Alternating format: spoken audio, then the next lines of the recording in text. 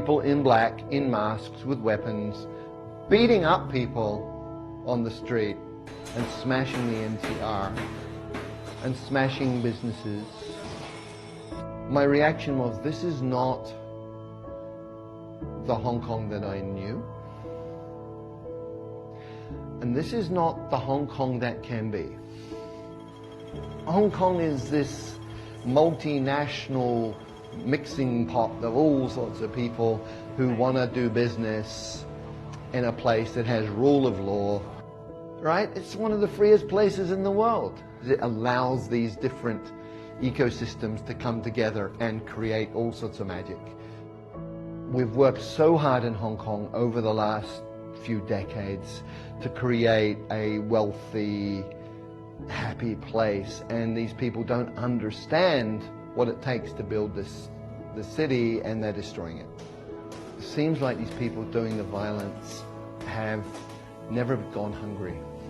They've never had a real challenge with knowing where they're going to live, how are they going to pay the bills.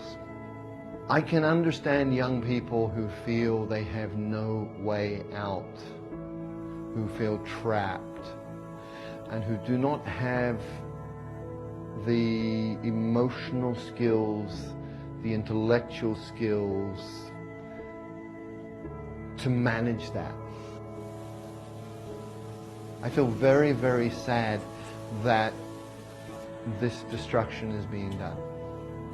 I feel very sad for the people doing it. So I think there's actually an issue here with a lack of ability to introspect, a lack of ability to honestly look at one's own behaviors, to honestly examine one's own thinking. Violence should never be used as a means towards an end. Violence, in some rare occasions, in self-defense, can be justified.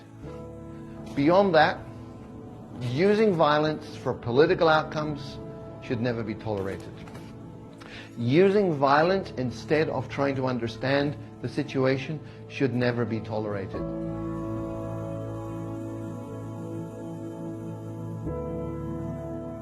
People as a whole in Hong Kong have been very respectful of the police and will follow police instructions, and it's all been very, very civilized.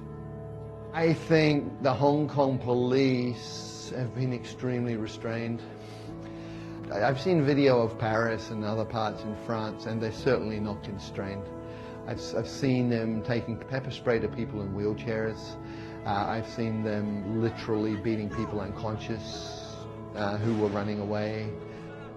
There's levels of violence by the police on the population in France that I think is unacceptable, and we absolutely do not have that here in Hong Kong. I saw a video of somebody in the US, big black guy, drunk I think, with a stick, and one policeman with a gun on him. And he took a swing at the policeman with the stick with like this much distance, a meter at least, away from the guy. And the policeman emptied a magazine into him. Just shot him dead on the street. Completely unacceptable.